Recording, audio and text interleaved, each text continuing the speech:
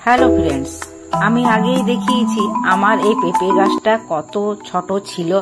তোমরা অবশ্য আমার ভিডিওটাই দেখেছো, আর যদি না দেখে থাকো তাহলে অবশ্যই আমার ভিডিও একবার ঘুরে আসবে। দেখো অনেক পেঁপে হয়েছে, কিন্তু আজকে লক্ষ্য করলাম যে বাঁদর এসেছিল, বাঁদর বা হনুমান।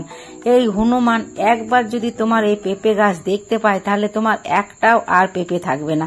আর এই পেঁপে গাছে লক্ষ্য করলাম যে ছোট ছোট পিঁপড়ে হয়েছে, ওই কালো কালো ধরনের এক ধরনের পিঁপড়ে, যেটা কালো আর একটা লাল পাওয়া যায় সেটা নয়, একটা ছোট ছোট সরু সরু দানার মতো দেখবে, একটা সুরসুরি দেই গায়ের মধ্যে চেপে যায়, সেই ধরনের পোকা হয়ে গেছে। কিন্তু গাছেরও তো একটা প্রাণ আছে, ওই সুরসুরি পোকাগুলো বেশি হলে তাদেরও একটু কষ্ট হয়। তাই আমি ভাবলাম তোমাদের কাছে এই ভিডিওটা অবশ্যই শেয়ার করা দরকার, কারণ এই পিঁপড়ে থেকে মুক্তি তোমরা কি করে পাবে তার জন্য আমার ভিডিওটা তোমাদেরকে সম্পূর্ণ দেখতে হবে। আর বাঁদরের হাত থেকে কিভাবে পেঁপেগুলোকে রক্ষা করবে, সব সময় তার বসে থাকা যায় না।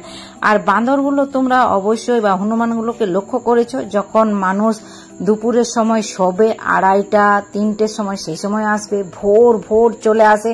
আবার যখন সন্ধে হয় তখন ওই ঘর যাবার সময় তোমার একটা নয়, একটা বগলে, একটা হাতে, দু হাতে, মুখে, মানে যতটা পারবে ওরা তটাই নিয়ে চলে যাবে। মানে তোমার এই যে আমার গাছটাতে দেখছো পেঁপেগুলো, এগুলো মনে হয় 2 কিংবা 3টে বাঁদরেই সাবার করে দিবে। তাই বাঁদরের হাত থেকে মুক্তি কিভাবে পাবে তার জন্যই আমি ভিডিওটা নিয়ে এলাম। কিন্তু বাঁদরের হাত থেকে মুক্তি পাওয়া খুবই কঠিন, কিন্তু একবার যদি ওরা বুঝতে পারে যে তোমার ওই কাপড়ের আড়ালে পেঁপেগুলো আছে, সেগুলোও তোমার সব নিয়ে চলে যাবে।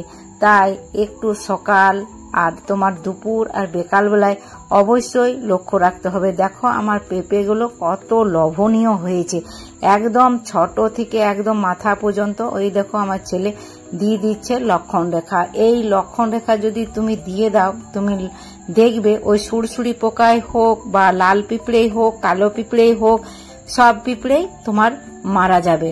তাই পেঁপে গাছ কিংবা যে কোনো গাছ লাগিয়ে দিলেই তো চলবে না বন্ধুরা, তার জন্য কিংবা একটু তার পরিচর্যা, তার প্রোটিন, তার খাদ্য, তার রাসায়নিক সার, জৈবিক সার। কিন্তু আমি সবথেকে ব্যবহার করি নিজের ঘরে যে খোসাগুলো থাকে, কলার খোসা, লেবুর খোসা, আপেল খোসা, তারপর তোমার সবজির খোসা, সেগুলো আমি কিভাবে এদের খাদ্য হিসাবে ব্যবহার করি তার জন্য আমার ভিডিও তোমাদেরকে অবশ্যই দেখতে হবে। এই দেখো আমি কাপড় নিয়ে নিয়েছি, এই কাপড়টা সবুজ কালারের হলে খুবই ভালো হতো, তবে ওরা দূর থেকে বুঝতে পারতো না। কিন্তু সবুজ কালারটা পেলাম না, নাই পাই, কিন্তু ওদের হাত থেকে রক্ষা তো করতে হবে। তাই এই ধরনের একটা আমি কাপড় জোগাড় করলাম, আর কাপড় দিয়ে ভালোভাবে গাছটাকে আড় করে দেবো, যাতে যে দিক থেকে ওরা দেখতে পায় আমি সেই দিকটাই একটু ভালোভাবে ঢাকাঢুকি দিয়ে রেখে দেবার চেষ্টা করছি পেঁপে গাছটা।